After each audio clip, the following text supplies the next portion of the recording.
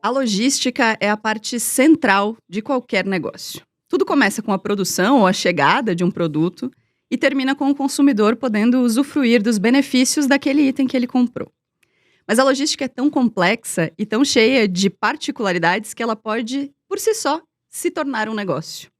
Esse é o caso da Martins, nossa convidada para essa terceira temporada do Log Talks, o podcast de logística da Körber, onde a gente discute o mercado com especialistas e com pessoas que entendem tudo sobre esse segmento. No episódio de hoje, nós vamos receber Rubens Batista, CEO da Martins, e Elcio Lenz, diretor-presidente da Körber para a América Latina. Muito bem-vindos! Obrigado. Obrigado, Marina. Vamos então começar o nosso papo falando um pouco da Martins, né, Rubens? A Martins faz 70 anos em 2023. 70 anos. Como é que mesmo. começou essa história que tem a logística como esse centro, né, do negócio? A história é bem interessante, porque na realidade tudo nasceu de um sonho de um jovem de 19 anos que teve a coragem de pedir para o pai dele para financiar um início que foi num armazém de 100 metros quadrados, que na realidade começou como um negócio de varejo, né? Só que ele identificou que o segredo estava em comprar bem, e para comprar bem ele precisava de comprar volumes. Então ele começou a tirar pedidos, a chamar, a convidar outros comerciantes para comprarem juntos. E ele se ocupava de fazer a negociação e depois de fazer a entrega para eles. Então foi assim que o Martins deixou de ser um varejista para ser um atacadista, né? Começou a partir disso. Esses 100 metros se tornaram 200 mil metros quadrados de área de armazenagem, né? São negócios distintos. Nós temos um negócio de comercial, mercantil, um negócio logístico, né? Temos também uma operação que a gente chama Smart, que é Supermercados Martins, que na realidade é uma rede associativista de supermercados, e temos também um banco. Muitas coisas, muitas evoluções. Isso é o produto desse sonho, né? Desse sonho desse jovem de 19 anos, né? Hoje, então, em relação à logística, né? A estrutura de vocês, ela é bem complexa e bem grande também, né? São centros de distribuição, hubs, como é que funciona mais ou menos? Nós temos 6 centros de distribuição, são um total de 200 metros quadrados, e aí você tem 23 centros menores, né? Mais próximos mais próximos da zona da entrega, né? E mais 45 hubs, que aí eles fazem só transbordo de carga, né? Uhum. Então essa é a nossa rede instalada, né? E em relação a produto, é uma série de marcas também, né? Nós trabalhamos com cerca de 24 mil SKUs, né? Então, e são em torno de 500 e poucos fornecedores, 550 fornecedores. Uhum. Elcio, a história da Körber e da Martins é bastante antiga, né? Há bastante tempo que a Körber e a Martins têm uma relação de proximidade, de planejamento de futuro, né? Como é que começou essa relação? Quais foram as primeiras percepções e o que se evoluiu desde então, na percepção da Körber? Sem dúvida, é uma história muito longa, né? Nós estamos aí há quase 20 anos, né? Servindo, e com muito orgulho, né? Servindo a essa complexidade toda do Martins, né? A Martins já tinha tecnologia quando nós tivemos o primeiro contato lá em 2004, mais ou menos. A Martins já tinha tecnologias dentro da área de armazenagem, naturalmente, sempre foi inovadora, sempre teve essa pegada, né? E de alguma forma estava chegando um pouco no teto do que aquela tecnologia existente naquele momento poderia oferecer para a empresa, e começou a buscar tecnologias mais robustas, mais sofisticadas. E aí nós entramos, né, com a nossa solução, que é uma solução de classe mundial de gestão de armazéns. E eu lembro que na época as pessoas envolvidas no projeto deram até uma entrevista para uma revista chamada Decision Report, aqui do Brasil, que comentaram que, substituindo uma tecnologia antiga por uma nova, ou seja, não partindo do zero, mas partindo já de algo, num primeiro momento obtiveram 18% de ganho de produtividade. Então foi bastante impactante, né? E fomos crescendo juntos, né? O Martins, quando nós olhamos o Martins de hoje, sob o ponto de vista da realidade operacional, do que acontece dentro dos centros de distribuição, ele é um Martins totalmente diferente daquele de quase 20 anos atrás, né? Não se falava em e-commerce há 20 anos atrás, e hoje é uma realidade, né? E nós vemos dentro de um centro de distribuição do Martins fluxos de processo acontecendo em paralelo. A tradicional, né, o tradicional atendimento atacadista aos clientes que o Martins preserva desde então, ele segue com grandes volumes maiores, mas ao lado, em paralelo, está se separando um celular específico para mandar para casa de um cliente que comprou pelo comércio eletrônico, né? Então, a nossa jornada foi muito desafiadora, do seu ponto de vista de tecnologia, para acompanhar tudo que o Martins veio fazer no seu ponto de vista de negócios, né?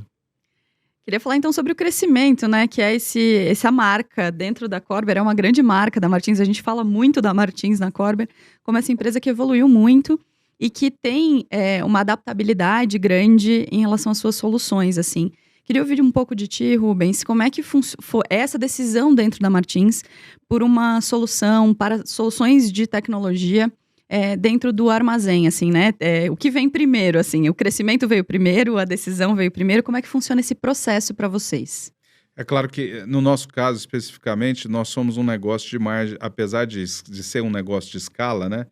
De grandes volumes, a gente é um negócio de margem baixa, né? Então, a gente tem um compromisso sempre muito grande em fazer conta, né, de tudo, né? Ou seja, a solução tem que se provar, ela tem que ser uma solução que seja boa e sustentável, que a gente consiga pagar e que ela possa financiar-se, né?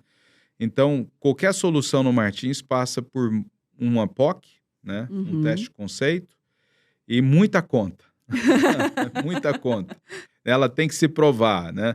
A gente brinca que bate até os números confessarem, né? Eles têm que confessar.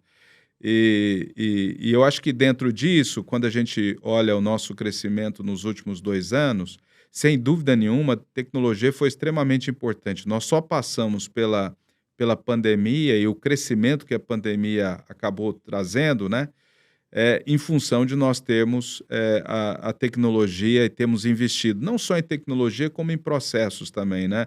A gente era muito primarizado, tivemos que também tomar a decisão de terceirização de entrega e tudo, né? Então, por exemplo, foi um crescimento que a gente teve nos últimos 2 anos de 50%. Isso é muito grande para um negócio que já tem uma base instalada relativamente grande, né?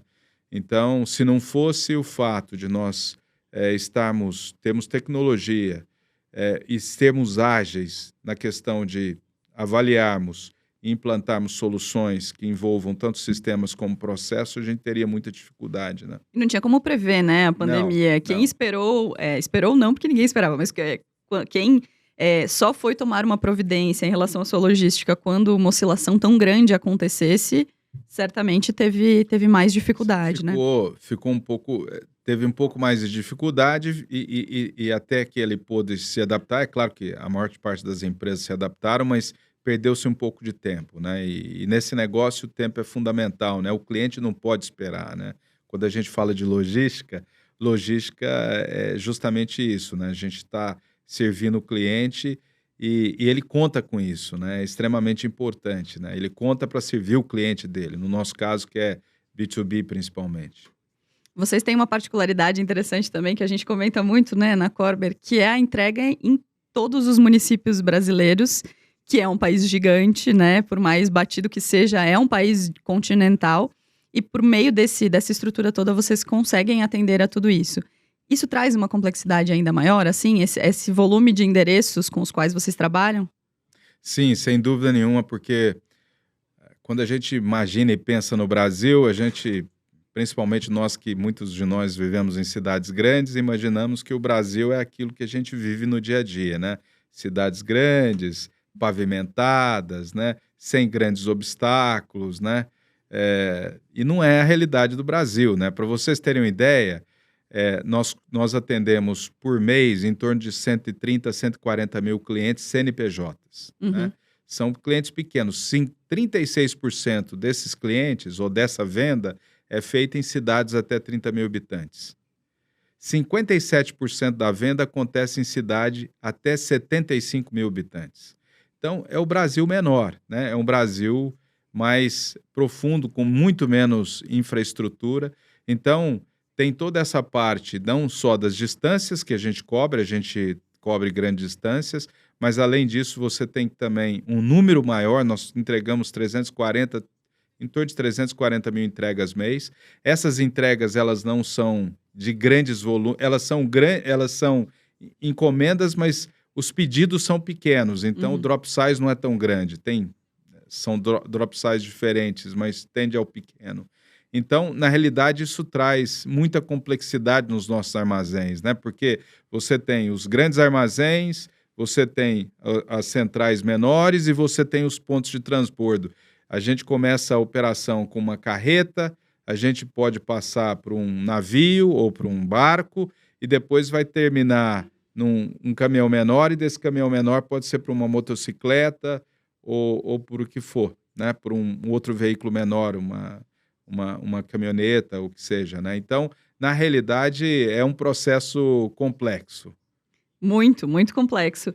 Na Corber a gente também tem uma diferença, né, Elcio, que é o momento em que o cliente adota essas soluções, né? No caso da Martins, a Martins vinha numa crescente, entendeu que o teto se aproximava, fez todas as contas, como o Rubens bem falou, e acabou chegando na gente. E também tem um outro modelo, que é quando o cliente está planejando o seu crescimento, né? Então, está planejando um CD novo, está planejando uma expansão no seu arcabouço de logística, né? Como é que a Corber entende isso? Assim, qual é o momento mais adequado ou qual é o momento que traz mais benefícios para a adoção de uma nova solução? Eu acho que é bem interessante. Na minha visão, na minha ótica, cada empresa, dependendo do segmento em que atua, dos desafios que enfrenta na logística, da margem, como bem colocado pelo Rubens, né, a margem do negócio também, ela de uma certa forma, ela é refletida na margem que nós temos de manobra dentro das empresas para tomar as decisões e para ajustá-las, né, ao longo do tempo. Então, eu penso que não há uma fórmula de sucesso. Cada empresa tem que encontrar o seu caminho, e quando a gente fala de 70 anos fazendo as coisas de uma certa maneira, naturalmente o tempo e o resultado mostra, no caso do Martins, que isso está bem feito, né? Eu acho, respondendo a tua pergunta, que há dois tipos de tecnologia, ou que as tecnologias podem ser classificadas de duas formas distintas de acordo com o nível de comprometimento que elas geram a longo prazo dentro da empresa. E eu me explico. Nós não podemos imaginar, por exemplo, não é viável pensar numa operação como a do Martins, com os 6 CDs, os vários transit points e transbordos, etc., um software de gestão de armazém diferente em cada um desses lugares. Não é viável pensar nisso, sob o ponto de vista financeiro, sob o ponto de vista administrativo, estratégico, de integrações, de treinamento e sobre uma série de outros aspectos, né? Não é viável pensar dessa forma. Então, esse é um tipo de solução, o ERP é um outro exemplo, são tipos de soluções que trazem um grau de comprometimento da empresa com aquela decisão muito grande e de muito longo prazo. Há outras soluções, outras ferramentas tecnológicas, entretanto, que podem sim dar um pouco mais de margem, porque elas são um pouco menos, geram um pouco menos de comprometimento. Essa implicação é um pouco menos acentuada, né? O Martins pode, ou qualquer empresa pode optar, por exemplo, por ter uma esteira num armazém e não tê-la no outro. Está tudo bem, né? Eu faço um teste aqui, eu experimento um processo um pouco diferente de movimentação de materiais aqui, e se ele for bom eu expando, se ele não for bom eu convivo, e essa convivência talvez não seja tão impactante quanto a convivência com uma má decisão para com uma tecnologia que gera mais comprometimento. Então eu penso que um processo de inovação, de desenvolvimento de processos, de desenvolvimento interno, ele pode passar pela experimentação, naturalmente respeitando todos os cálculos, todas as análises que cabem, né? Mas faz parte, às vezes, do aprendizado a gente experimentar algumas ferramentas. A tecnologia, essencialmente, é uma ferramenta, né? Assim como para nós, nos nossos lares, também é para as empresas. E as empresas, elas têm que dispor daquelas que fazem sentido. Essa é a minha visão. Vocês falaram muito nas duas respostas, né, sobre processos. Eu queria que vocês explicassem um pouco na percepção de vocês, tanto com a tecnologia quanto sendo o negócio, de que forma a definição e a organização de processos impacta na adoção da tecnologia. É fundamental focar em processos antes da adoção de uma ferramenta? O processo pode andar junto? Como é que é essa relação? Eu acho que, na realidade, é claro que toda empresa tem um processo, uma jornada de como ele faz as coisas, né? Como é que ele tem o conjunto de atividades são realizadas e etc., para determinado fim. Mas eu acredito que quando a gente vai fazer um processo e a gente está passando por isso agora, a gente está fazendo um processo de implantação, sem dúvida nenhuma, é uma grande oportunidade para você também rever os seus processos, né? Então, a área de processos, né, nós temos uma área de processo interna, ela também participa desse momento, até para poder rever e fazer algumas adaptações que sejam necessárias. Lembrando que a gente sempre privilegia sistemas que, na realidade, a gente possa fazer o mínimo de intervenção possível, porque se eu estou investindo em sistema, né, eu quero dividir e cotizar o custo de desenvolvimento futuros com outros que utilizem, né, e não quero que seja seja alguma coisa exclusiva para mim, né? Então, essa é uma das vantagens, né? E, então, no nosso caso especificamente, a gente usa muito a área de processos nesse momento, até para poder assegurar que o processo ele esteja refletido dentro do sistema, né? Uhum. Ou da máquina que a gente está utilizando, ou que seja, né? Ou da infra que a gente está utilizando.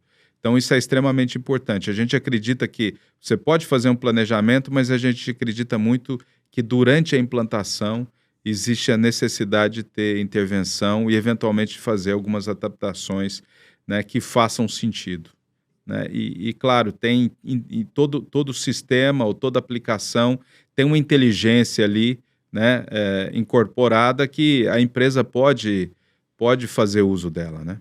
Processos e tecnologia andam meio juntos, então, é isso, Elcio? Eu concordo plenamente. Eu acho que há é uma grande riqueza, na verdade, dessa interação. Uma empresa de software, uma empresa que desenvolve tecnologia, como somos nós na Körber, né? Aprendemos a cada projeto, com os processos que já estavam lá, com os processos que se desenvolvem, né? E os nossos clientes aprendem com o que já está, né, embutido no nosso software das experiências anteriores. Então, essa interação é fantástica e o resultado, né, desse ciclo virtuoso, o resultado final é que a gente deve sair melhor dos dois lados, né? O nosso cliente sai melhor, nós saímos melhor e mais preparados para a próxima.